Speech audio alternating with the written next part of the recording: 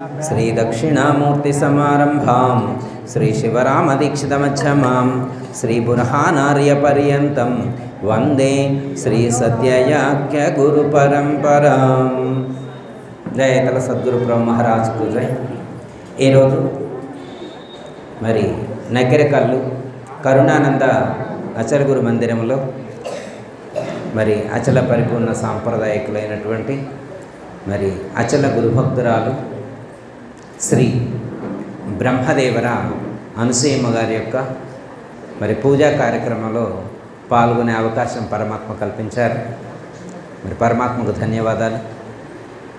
ఈరోజు మరి వాళ్ళ కుటుంబ సభ్యులందరూ కూడా ఎంతో అత్యంత భక్తి శ్రద్ధలతో మరి పూజా కార్యక్రమాన్ని నిర్వహించారు.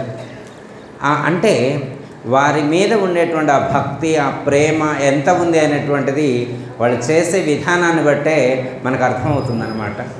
అంత భక్తితో చేస్తారు.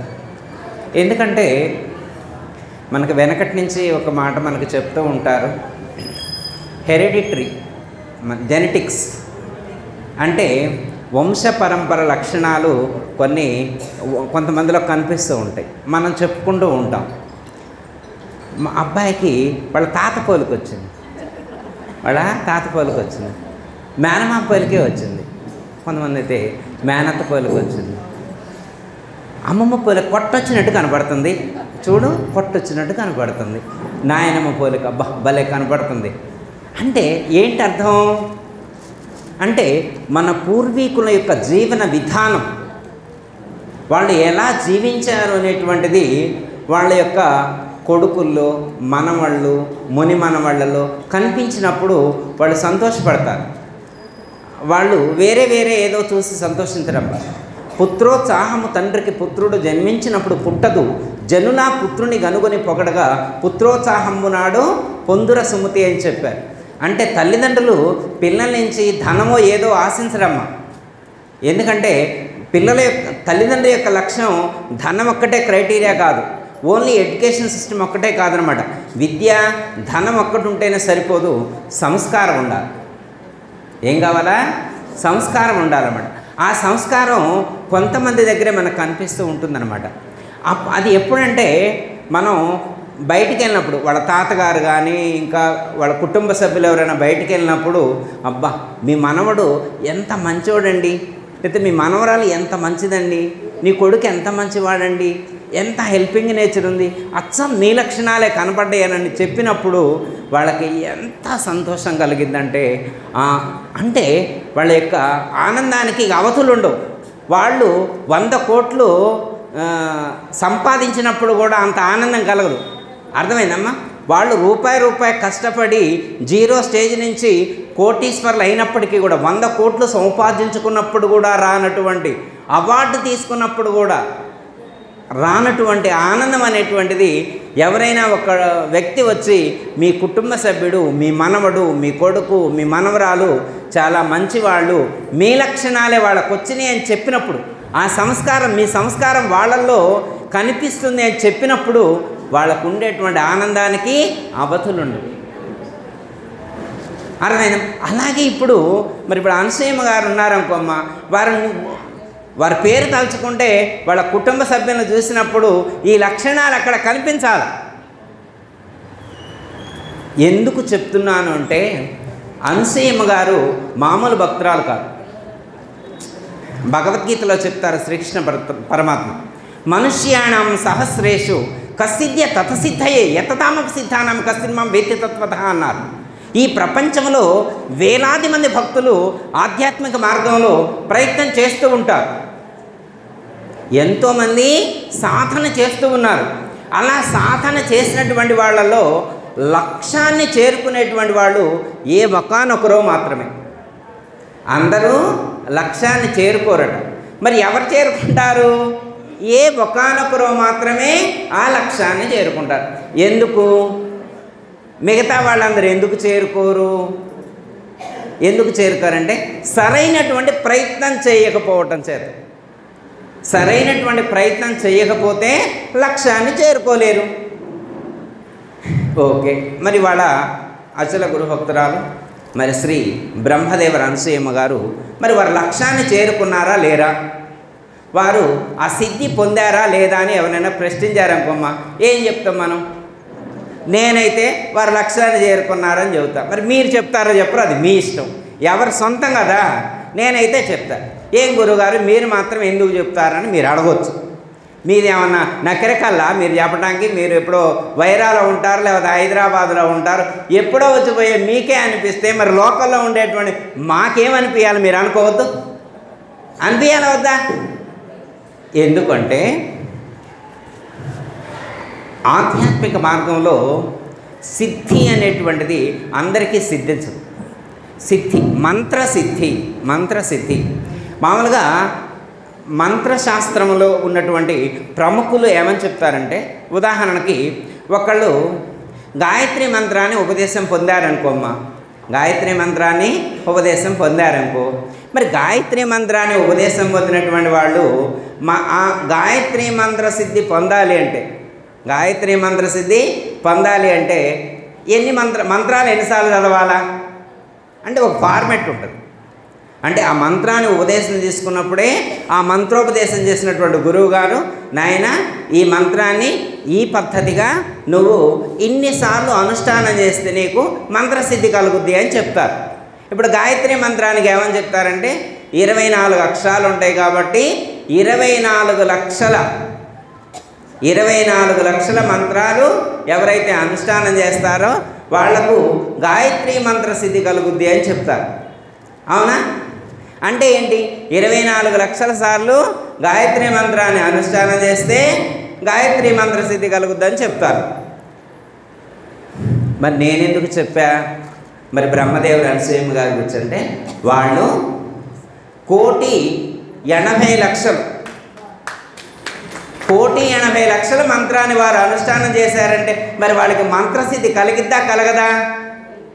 ఖచ్చితంగా వారికి ఈ మార్గంలో చేరటం ద్వారా వారు శ్రీ కరుణానంద మంచుకొండ పాపయ్య గారు, రామకోటమ్మ అమ్మగారుల దగ్గర వారు మంత్రోపదేశం పొందినందుకు, ఈ జన్మకు వచ్చినందుకు, ఇలాంటి మంచి సద్గురువును ఆశ్రయించి మంత్రోపదేశాన్ని పొంది ఆ గురువుగారు చెప్పినటువంటి పద్ధతిగా 1,80,00,000 సార్లు మంత్ర అనుష్ఠానం చేశారు కాబట్టి ఖచ్చితంగా వారికి మంత్రసిద్ధి కలిగింది. జన్మరహిత స్థితి కూడా కలుగుతుంది, అందులో ఏమాత్రం కూడా సందేహం లేదు. ఓకే, ఏమండి గురుగారు మంత్రసిద్ధి కలగటం అంటే ఏమైంది? ఇప్పుడు మన మంత్రసిద్ధి కలిగితే వాళ్ళు ఏమన్నా ఆకాశంలో తిరుగుతారా? ఆకాశ గమనం చేస్తారా? వాయు గమనం చేస్తారా? మరి వాళ్ళకి షుగర్ ఉండదా? బీపీ ఉండదా? మోకాళ్ళ నొప్పులు ఉండవా? నడుము నొప్పులు ఉండవా? అంటే మంత్రసిద్ధి కలిగిందన్నారుగా, మరి ఇవన్నీ ఉండవా? మంత్రం సిద్ధిస్తే ఏం కలిగిద్ది అనుకోవాలా వద్దమ్మా? మంత్రసిద్ధి కలిగిందంట, మంత్రసిద్ధి కలిగింది. మంత్రసిద్ధి అంటే ఏంటి? మంత్రసిద్ధి కలగటం వల్ల కలిగేటువంటి ప్రయోజనం ఏంటి?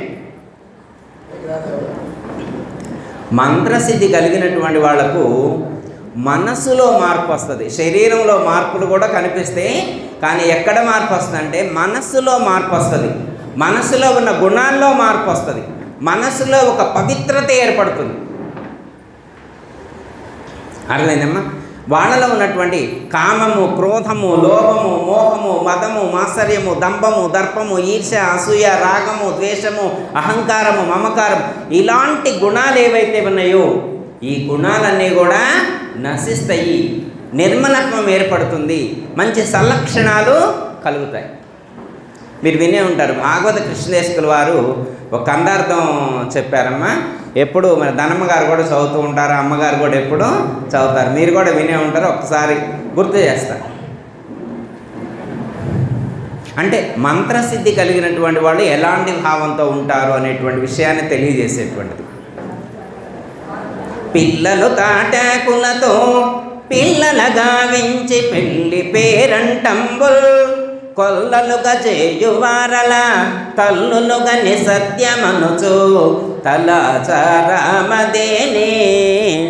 నేను నీ వీట్లు తలచారామదేనే కల్ల సంసారము గని మానవులు సంత శిలాగా గురు మంత్ర సిద్ధులు నిజమాని తల చైరమదేని నిను నీవిట్లు తలచారమదేని.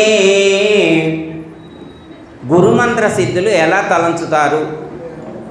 గురుమంత్ర సిద్ధులు ఈ ప్రపంచాన్ని చూసి, ఈ ప్రపంచంలో ఉన్న జనుల యొక్క జీవన విధానాన్ని చూసి వాళ్ళు ఎలా భావిస్తారు అనే దానికి మనకు భాగవత కృష్ణ ప్రభులు వారు ఈ కందార్థంలో సూచించారు.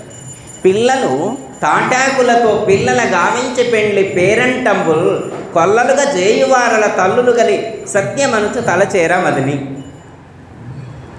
అంటే చిన్నపిల్లలు బొమ్మలు పెట్టుకొని ఆడుకుంటారు. వెనకటి రోజుల్లో అయితే తాటాకు బొమ్మలు. ఇప్పుడు తాటాకు బొమ్మలు అంటే ఒప్పుకుంటారా? ఇప్పుడు ఏమన్నా ప్లాస్టిక్ బొమ్మలు పెట్టుకొని ఆడుకుంటారు.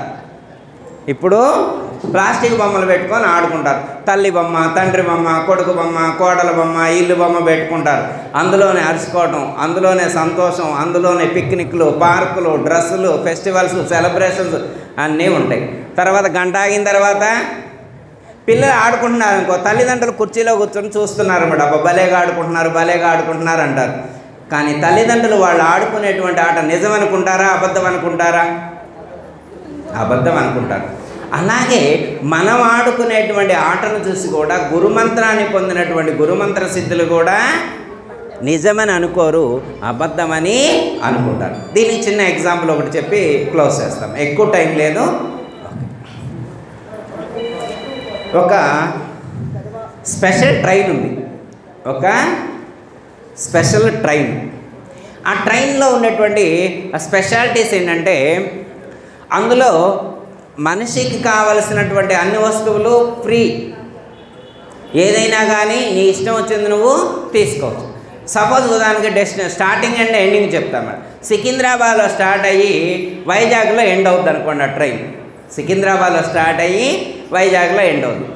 అయితే విశేషం ఏంటంటే ఆ ట్రైన్లో ఉన్నంతసేపు ఏదైనా మీరు తీసుకోవచ్చు. ఆ ట్రైన్లో ఏమేమి ఉంటాయి? తినడానికి కావాల్సినవి, మీకు ఏది తినాలంటే అది అక్కడ ప్రొవైడ్ చేయబడుతుంది. మీకు కావాల్సినటువంటి శారీస్, డ్రెస్సులు అన్నీ ఉంటాయి అక్కడ. మీరు పెట్టుకునేటువంటి నగలు, డైమండ్స్, గోల్డ్ అన్నీ ఉంటాయి అక్కడ. ఆర్నమెంట్స్ అన్నీ ఉంటాయి. ఏది కావాలంటే మీరు అది తీసుకోవచ్చు, ఏది కావాలంటే అది తీసుకోవచ్చు. ట్రైన్ మొత్తం ఎత్తుకోవచ్చు అనమాట. ఒక్కొక్క బోగీలో ఎన్ని ఉంటాయి అనమాట. బోగీలే దాదాపు 200-300 బోగీలు ఉంటాయి. దానికి 300 బోగీలు ఉన్నటువంటి ట్రైను ఎక్కినటువంటి వాళ్ళందరూ ఏదైనా తీసుకోవచ్చు, ఏదైనా తినొచ్చు, ఎట్లయినా. మీకు ఏసీ రూమ్ ఉంటుంది అక్కడ, కావాలంటే మీరు పడుకోవచ్చు. మెడిటేషన్ చేసుకోవాలనుకోండి మెడిటేషన్ హాల్ కూడా ఉంటుంది, మీరు మెడిటేషన్ చేసుకోవచ్చు, మంత్రం చదువుకోవచ్చు, ఏదైనా చేయొచ్చు, మీ ఇష్టం. స్విమ్మింగ్ పూల్ ఉంది, స్విమ్మింగ్ చేయొచ్చు, క్రికెట్ ప్లే, ఏదైనా ఫుట్బాల్, వాలీబాల్, ఏదైనా మీ ఇష్టం వచ్చింది. ఏదైనా చెస్ ఆడుకోవచ్చు, సీరియల్స్ చూడవచ్చు, సినిమాలు చూడవచ్చు, మీ ఇష్టం వచ్చింది. ఎంటర్టైన్మెంట్స్ అన్నీ కూడా ఉంటాయి. ఏదైనా కానీ మీరు తీసుకునేవన్నీ వైజాగ్లో దిగిపోయేప్పుడు అన్నీ అక్కడే విడిచిపెట్టి పోవాలి. సికింద్రాబాద్లో స్టార్ట్ అవుతుంది, వైజాగ్లో ఎండ్ అవుతుంది ట్రైను. మీరు దిగిపోయేప్పుడు మాత్రం దేశపోయేది కాదు. మీరు ఇప్పుడు దాకా సేకరించినటువంటి ఆ 100 కేజీల బంగారం కూడా ఆ ట్రైన్లోనే విడిచిపెట్టి పోవాలి. మరి ఏ గురుగారు నేను మరి ఇప్పుడు దాకా సేకరించాక నేను సికింద్రాబాద్ నుంచి, మరి కాజీపేట నుంచి, విజయవాడ నుంచి ఇవన్నీ నేను సేకరించుకొని వచ్చా, నేను దేశపోతుంటే కుదరదు. ఆ ట్రైన్లో రూల్ ఏంటంటే నువ్వు స్టార్టింగ్ నుంచి ఎండింగ్ వరకు మీరు ఏదైనా చేసుకోవచ్చు, తినొచ్చు, తిరగవచ్చు, ఏదైనా సేకరించుకోవచ్చు, మూట కట్టుకోవచ్చు, నెత్తి మీద పెట్టుకోవచ్చు, చంకలో పెట్టుకోవచ్చు, పడుకోవచ్చు, కూర్చోవచ్చు, ఏదైనా చేయొచ్చు. సీరియల్స్, సినిమాలు, ప్రోగ్రామ్స్, తల్లిదండ్రులు, అక్కచెల్లెళ్ళు, ఎంత ఎంటర్టైన్మెంట్ అంటే ఎంటర్టైన్మెంట్ ఉంటుంది మొత్తం. కానీ వైజాగ్ స్టేషన్లో దిగేప్పుడు అన్నీ అక్కడే ఇచ్చిపెట్టుకోవాలి. ఫస్ట్ ఒకసారి జర్నీ చేశారు, మీకు అనిపించింది ఏమి సేకరించదు అమ్మ, వైజాగ్ పోయిన తర్వాత మళ్ళీ వదిలిపెట్టిపోయాక మళ్ళీ రెండోసారి జర్నీ చేసిండు. సరే ఖాళీగా ఎందుకు కూర్చుందామని మళ్ళీ సేకరించిండు, ఖాళీగా ఎందుకు కూర్చోవాలని సేకరించిండు. నెక్స్ట్ టైం వైజాగ్ దాకా వెళ్ళాలి ఆయన, విజయవాడలోనే దిగిండు. మీరు ఎక్కడ దిగితే అక్కడ వైజాగ్ దాకా వెళ్ళాలని రూల్ ఏం లేదు కదా. 100 years వైజాగ్ అంటే 100 years అనమాట. 100 సంవత్సరాలు ఉండాల్సిన అవసరం లేదు కదా, ఉండాలని గ్యారంటీ లేదు కదా. మధ్యలో దిగినా కానీ మధ్యలోనే విడిచిపెట్టి వెళ్ళాలి. 3 సార్లు జర్నీ చేశారు, 4 సార్లు జర్నీ చేశారు, 5 సార్లు. మీకు ఎక్స్పీరియన్స్ వస్తా రాదా? 5 సార్లు ఆ ట్రైన్లో జర్నీ చేస్తే మీకు ఒక ఎక్స్పీరియన్స్ అనేది వస్తా రాదా? ఎక్స్పీరియన్స్ వచ్చినప్పుడు మీరేం చేస్తారంటే ఏం సేకరించదు అమ్మ, సేకరించినా కానీ మరి ఎక్కడో ఒకటి వెళ్ళేప్పుడు వదిలిపెట్టిపోయాయే కదా, మరి వదిలిపెట్టిపోయాయి అని తెలిసినప్పుడు ఇంకా సేకరించుతారా? సేకరించడం బెస్ట్ అనుకుంటారా, రాంగ్ అనుకుంటారా? ఈ జ్ఞానం కలిగితే ఇక సేకరించలేవు. జ్ఞానం కలగనటువంటి వాళ్ళు ఇంకా గంటలో వైజాగ్ స్టేషన్ వచ్చిందన్నా కూడా ఆరాటపడుతుంటారనమాట. అది సేకరించాలా ఇది సేకరించాలని ఆరాటపడి లాస్ట్ స్టేజ్లో ఆ సేకరించింది సగమే పట్టుకుంటుంది, మధ్యలోనే పుట్టుకోండి వైజాగ్ స్టేషన్లో మొత్తం వదిలిపెట్టి దిగిపోతుంది. ఏం ఉపయోగం సేకరించడం వల్ల? అయితే వెళ్ళేప్పుడు ఒక ఆప్షన్ ఉంది, నీ ఇష్టమైన వాళ్ళకి ఇచ్చిపోవచ్చు. ఆ వైజాగ్ స్టేషన్లో ఆ ట్రైన్లో పరిచయమైన వాళ్ళు ఉంటారు కదా నీకు, ఆ ట్రైన్లో పరిచయమైనటువంటి కొడుకే అనుకో, కోడలే అనుకో, బిడ్డే అనుకో, అల్లుడే అనుకో, మనవడే అనుకో, మనవరాలకో, నీ చుట్టం ఎవరైనా కానీ ఉంటే వాళ్ళకు నువ్వు ఇచ్చి వెళ్ళొచ్చు.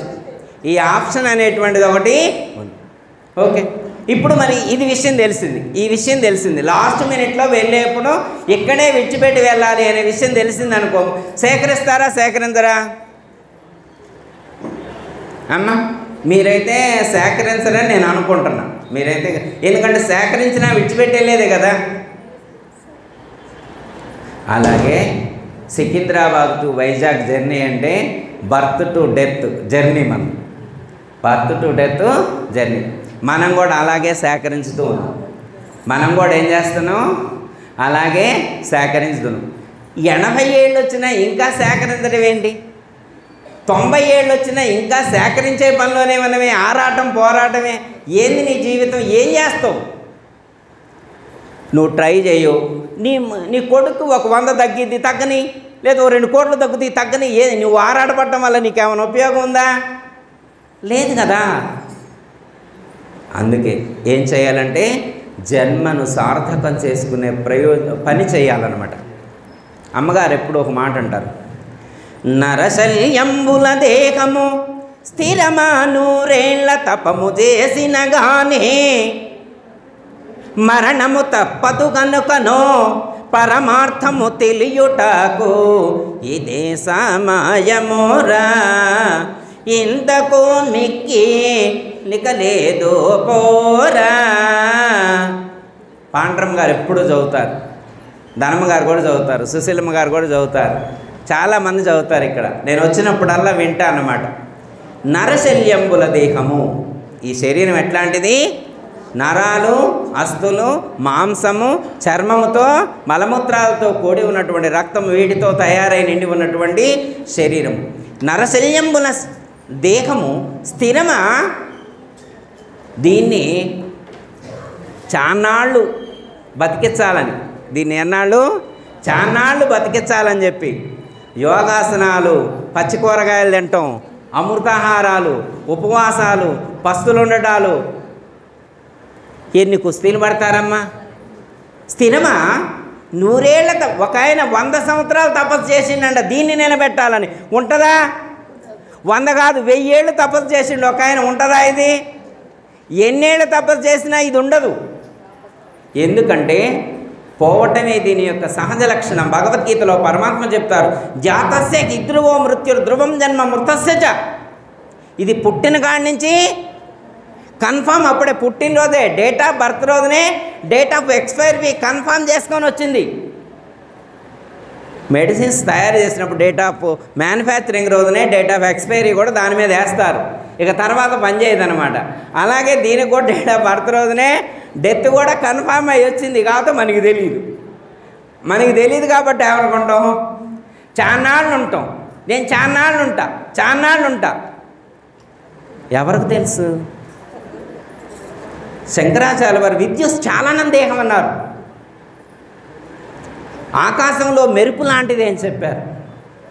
ఒక మహాత్ముడు చెప్పారు, నీటి బుగ్గ వంటి తనువులు ఎన్నాళ్ళు యున్న కాటికే గుమట్టి దంతలు.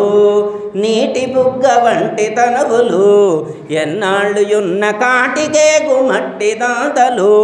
ఏటికి ఈ మొద్దు నిద్ర సూటిగా మేల్కొనిన వరది దాటి మేటి గురుని చేరి గోట భ్రమలు మీటుదాము రండి గురుపుత్రులారా గురుని సేవకు రండి సద్భక్తులారా. నీటి మీద బుడగ లాంటిది అన్నారు. ఇది చాన్నాళ్ళు ఉండేటువంటిది కాదు.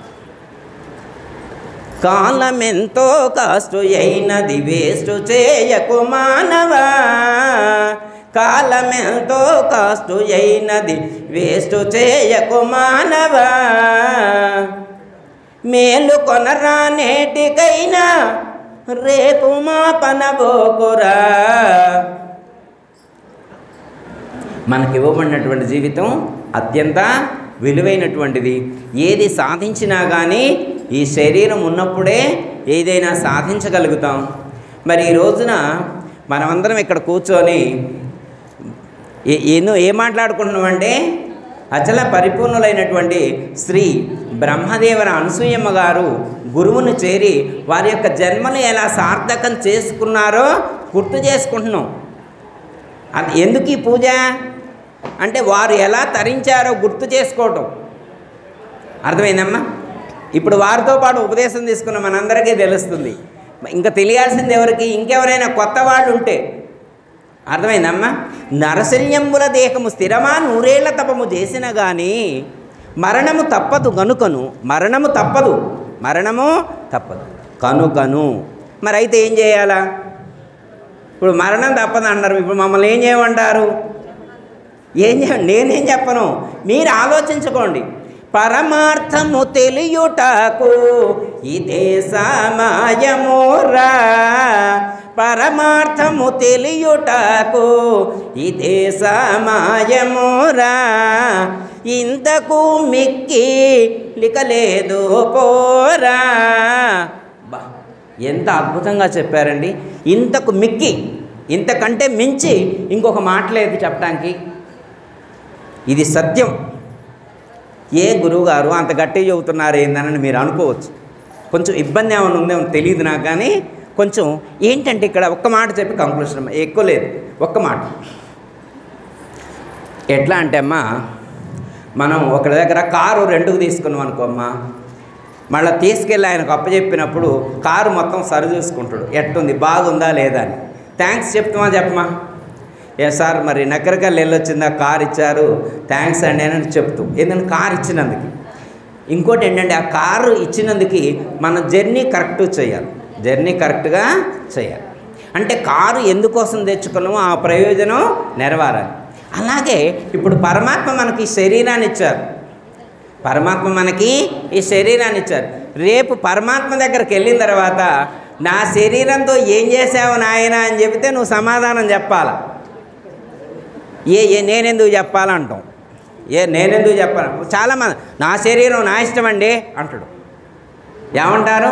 నా శరీరం నా ఇష్టం అండి అంటాడు. తెలియక అంటావు. నీ శరీరం నీ ఇష్టమా? హార్ట్ నువ్వు తెచ్చుకున్నవా? కిడ్నీ నువ్వు తెచ్చుకున్నవా? లివర్ నువ్వు తెచ్చుకున్నవా? లంగ్స్ నువ్వు తెచ్చుకున్నవా? బ్రెయిన్ నువ్వు తెచ్చుకున్నవా? న్యూరో సిస్టమ్ నువ్వు తెచ్చుకున్నవా? ఒక ఆయనకి ముక్కు సరిగా లేదట, ముక్కు సరిగా లేదంట. ఈ సర్జరీ చేసేవాళ్ళు ఉంటారు, వాళ్ళ దగ్గర కొంచెం సరి చేసి పెట్టండి అని అంట. ఇది సరి అయ్యేది కాదండి అని అంట. మేము కొంచెం చేస్తాం, సర్జరీలు కొన్ని చేస్తాం, కానీ ప్లాస్టిక్ సర్జరీ చేస్తాం, కానీ ఇంత వంకర తిరిగిన ముక్కును మేము చేయలేము అన్నాడట. మరి అన్నీ నువ్వు తెచ్చుకుంటే, నీ శరీరం మీద నీ కమాండ్ ఉంటే నీ ముక్కును తీసి నువ్వు మార్చుకో. నీ కిడ్నీ పని చేయట్లేదనుకో, మంచి కిడ్నీ తెచ్చిపెట్టుకో. లివర్ పని చేయటం లేదు, నీకే అంత కమాండ్ ఉంటే లివర్ నువ్వు తెచ్చిపెట్టుకో. అంటే నీ శరీరంలో ఉన్న లివర్ కానీ, కిడ్నీ కానీ, లంగ్స్ కానీ, బ్రెయిన్ కానీ, హార్ట్ కానీ అవన్నీ నీ సొంతం కాదు, నువ్వు తెచ్చుకున్నవి కావు, నీకు ఇవ్వబడ్డవి, నీకు అవి ఇవ్వబడవి. ఇంత విలువైనటువంటి ఆర్గాన్స్తో కూడి ఉన్నటువంటి ఇంత మంచి జీవితాన్ని పరమాత్మ ప్రసాదిస్తే, మరి ఇంత విలువైనటువంటి జీవితాన్ని మనం ఏం చేసాము, ఎంతవరకు సార్థకం చేసుకుంటున్నాం అనేటువంటి ప్రశ్న ఉదయించినప్పుడు మనం చెప్పాలన్నమాట. అక్కడికి వెళ్ళినప్పుడు, అయ్యా మీరు నాకు ఇంత బ్రెయిన్ ఇచ్చారు, ఇంత మంచి శరీరాన్ని ఇచ్చినందుకు నేను దీన్ని ఇట్లా సద్వినియోగం చేసుకున్నా, సార్థకం చేసుకున్నా అని మీరు చెప్పినప్పుడు అప్పుడు ఈ జన్మకు వచ్చినటువంటి సార్థకత అనేటువంటి జగత్. అయ్యా నేను ఈ శరీరంతో సినిమాలు చూశాను, సీరియల్స్ చూశాను, డిన్నర్లకు వెళ్ళాను, లంచ్లకు వెళ్ళాను, హోటల్స్కి వెళ్ళాను, ఇట్లా చెప్పినవనుకో ఏమి సంతోషపడతారు భగవంతుడు? అంటే తినటానికే ఇచ్చింది ఇది? ఈ శరీరాన్ని తినటానికే ఇచ్చారా? ఒక్క మాటమ్మా, ఒక తల్లి డెలివరీ అయ్యేప్పుడు ఎన్ని నొప్పులు, ఎంత బాధ అనుభవిస్తుందమ్మా. తల్లులందరికీ తెలిసే విషయం. ఒక బిడ్డకి జన్మనివ్వాలంటే తల్లి ప్రాణాన్ని బిగబట్టుకొని ఎంతో నొప్పిని భరించి పిల్లకి జన్మనిస్తుంది. మరి ఈరోజు మనమందరం జన్మ తీసుకున్నామంటే ఆ తల్లికి ఎంత రుణపడి ఉంటాం మనం. ఆ తల్లి ఎంత ప్రసవ వేదన అనుభవిస్తే, ఎన్ని త్యాగాలు చేస్తే ఈ శరీరం లభించింది మనకి. మన తల్లి ఎంత త్యాగం చేస్తే ఈరోజు కూర్చొని ఇంత ఎంటర్టైన్మెంట్, ఇంత ఆనందాన్ని మనం పొందుతున్నాం. మరి ఒక్కసారి మన తల్లి పడినటువంటి బాధను గుర్తు చేసుకుంటే, మన తల్లి పడినటువంటి బాధను గుర్తు చేసుకుంటే ఈసారి తప్పు చేస్తామా? దీన్ని సరిగ్గా వినియోగించమా? అర్థమైందమ్మా? అందుకనే ఒక తల్లి ఎంతో ఇబ్బంది పడితేనే ఈ జన్మ వచ్చింది అనేటువంటి జ్ఞానం కలిగినప్పుడు ఆ తల్లి పడ్డ కష్టానికి న్యాయం చేకూరాలి, సార్థకత చేకూరేట్లుగా ఎవరుండాలా? నా ప్రవర్తన ఉండాలా, నా ఆలోచన విధానం ఉండాలా, నా గమనం అలా ఉండాలి. అలా ఉన్నప్పుడు నా తల్లి ఈ జన్మ ఇచ్చినందుకు సంతోషించింది, నేను కూడా ఈ జన్మకు వచ్చినందుకు సార్థకత చేసుకున్నా అనేటువంటి ఒక సంతృప్తి అనేటువంటిది నాకు ఉంటుంది. ఓకే అమ్మా? అలాగే మరి ఇప్పుడు బ్రహ్మదేవుడు అనసూయమ్మ గారు మరి మంచి గురువును చేరి మంచి జ్ఞానాన్ని పొందారు. అలాగే వారి మార్గంలోనే మనమందరం కూడా అడుగులు వేస్తూ ఉన్నాం. ఒకవేళ వారి కుటుంబ సభ్యులు ఈ మార్గంలో లేకుంటే మరి ఈ మార్గంలోకి వచ్చి వాళ్ళ తల్లిగారు ఏ జ్ఞానాన్ని సంపాదించుకొని ముందుకు వెళ్ళారో అలాంటి జ్ఞానాన్ని సంపాదించుకొని ముందుకు వెళ్ళినప్పుడు వాళ్ళ తల్లిగారి యొక్క ఆశీస్సులు వారికి పూర్తిగా ఉంటాయి. అంటే ఉపదేశం తీసుకోకపోతే ఉండవని కాదమ్మా, ఉపదేశం తీసుకుంటే మంచిది అనే ఉద్దేశంతో నేను అలా చెప్తున్నా. వారి యొక్క ఆశీస్సులు పూర్తిగా పొంది, వారి యొక్క అనుగ్రహాన్ని పొంది, వారి యొక్క అంటే లక్ష్యం. ఎందుకంటే వాళ్ళ అమ్మ ఎప్పుడు సంతోషించిద్ది? వాళ్ళ అమ్మకి నచ్చిన పని చేస్తే సంతోషిస్తుంది. వాళ్ళకి అమ్మకి ఏమి నచ్చిద్ది అంటే వాళ్ళ గురువుగారు అంటే ఇష్టం. వాళ్ళ అమ్మగారికి ఎవరంటే ఇష్టం? గురువుగారు అంటే ఇష్టం. మేము వచ్చిన ప్రతిసారి వారు చూపేటువంటి ఆ ప్రేమ, ఆప్యాయత అవి చూసినప్పుడు అనిపిస్తుంది అనమాట, ఎంత మంచి మహాత్మురాలు ఈవిడ అనిపిస్తుంది అనమాట. మరి అలాంటి తల్లి కన్నటువంటి బిడ్డలు ఆ మార్గంలో ఉన్నప్పుడు ఆ తల్లి సంతోషించిద్ది.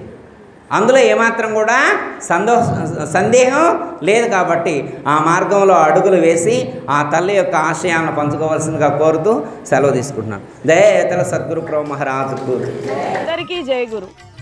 మరిన్ని ఆధ్యాత్మిక రహస్యాల కోసం అచల బోధ, ఆత్మబోధ, భగవద్గీత, అలాగే పండుగల్లో దాగిన అర్థాలు, అంతరార్థాల కోసం మరియు యోగము, ధ్యానము మొదలైన అనేక ఆధ్యాత్మిక తెలుగు ప్రవచనాల కోసం క్రింద ఉన్నటువంటి రెడ్ కలర్ సబ్స్క్రైబ్ బటన్ను క్లిక్ చేయండి. అలాగే ప్రక్కనే ఉన్నటువంటి గంట సింబల్ను నొక్కండి. అలాగే ఈ వీడియో మీకు నచ్చినట్లయితే లైక్ చేయండి మరియు షేర్ చేయండి. జై గురు.